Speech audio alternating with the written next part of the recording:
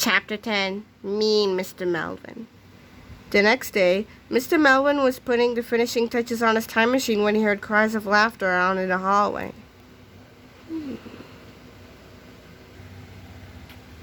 He opened the library door and saw a group of third graders happily reading George and Harold's newest comic book. Mr. Melvin stomped down the hall, grabbed the comic out of their hands, and gasped in horror. "What the?" he screamed as he glared at the comic book's cover. Chapter 11, Captain Underpants in the War of the Willy Wonder Nerd, by George Beard and Harold Hutchins. Captain Underpants in the War of the Willy Wonder Nerd, a gripping tale of action and horror, by George Beard and Harold Hutchins. Once upon a time, there was a nuclear power plant. It had lots of waste. The waste was supposed to be taken to a dump, but one barrel fell off. The barrel rolled down a hill and landed in a cornfield. Glug, glug, glug. Soon the corn soaked up the nuclear waste and began to grow. Then one time the corn got harvested. "This cotton ball sure is heavy. Yeah, it's big too." And they took it to the underwear factory. The cotton got made into underwear. Hey, it's glowing. Soon, "Look, Melvin, there's a sale on glow-in-the-dark underwear. The me wants some mommy, the..." Soon Melvin had his very own pair. "Now you're the coolest kid ever." "I sure am." But that night, the radioactive underwear made him grow and grow and grow. Crash.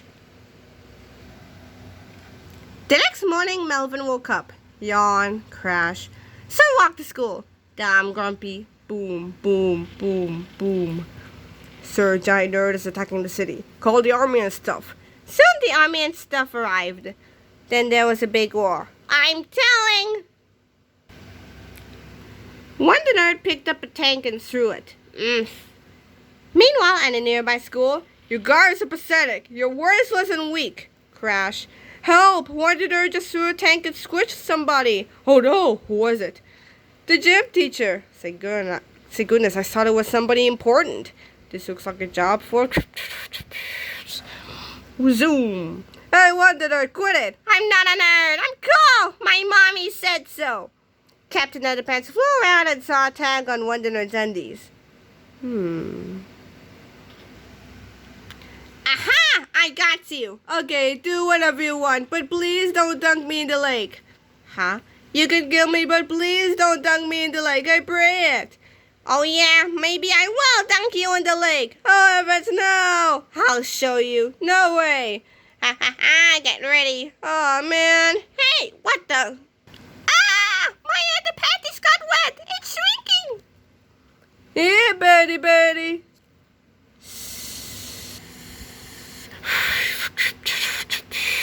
Wah! It's off to the jail for you. Tra-la-la, the end. Moral: always buy pre-shrunk underwears. Trias Comics Inc. Chapter 12, Mad Mr. Melvin. Mr. Melvin was furious. He marched into the office and turned on the school intercom. "George Beard and Harold Hutchins!" he shouted over the loudspeakers. Mr. Crupper in the school library right now!" "We have library?" said George. After about 20 minutes of searching, George and Harold finally came across a room they had never seen before. They entered cautiously, stepping quietly past rows and rows of empty bookshelves until they met up with Mr. Melvin. "I told you guys to give me a cold name and not to make me look stupid!" Mr. Melvin screamed, clutching the comic book in his sweaty hand. "Oops," said George.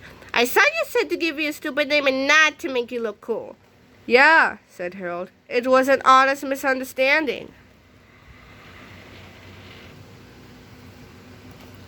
Mr. Melvin threw the comic book to the ground and then led George and Harold over to the purple potty. "Remember when I had that great idea to build a time machine?" asked Mr. Melvin. "Actually," said George, "that was my..." "Well, here it is," Mr. Melvin interrupted triumphantly. "And you two smarty pants are going to test it out for me." "Huh?" said Harold. "I'm sending you kids back in time to the day before yesterday," Mr. Melvin said. "And you better not return until you've got my Combinatron 2000. "Cool," said George. "I've always wanted to travel through time." Mr. Melvin had a great deal of instructions for George and Harold before they left on their journey, and though the instructions were quite boring, it would have benefited the boys if they had paid attention instead of switching the letters around on a nearby bulletin board. Mr. Melvin spoke at length about the workings of the time machine and the proper etiquette of time travel. "You must be very careful that nobody sees you on your journey," Mr. Melvin said. "If they do, just zap them with my new invention, the Forgetchumacallit 2000. This will erase everything in their short-term memory, and they won't remember ever seeing you." Mr. Melvin had also built a fake Combinatron 2000 to switch with the real one. Finally, Mr. Melvin gave George and Harold a very important warning. "Whatever you do, it is very important that you don't use this time machine 2 days in a row. It needs to cool off every other day, or else it might open up an opposite dimensional reality rift that could destroy the entire planet." George and Harold started laughing at the new message on the bulletin board. "Hey!" Mr. Melvin shouted. "Have you kids even heard one word I've said?" Yeah, said George. "We gotta switch the scene with the singing.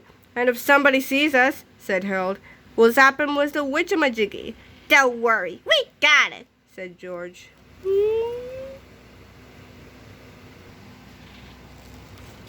George and Harold stepped into the purple potty as Mr. Melvin closed the door behind them. Harold set the controller for the day before yesterday. Then George pulled the chain. Suddenly, there was a brilliant flash of green light, and the purple potty disappeared.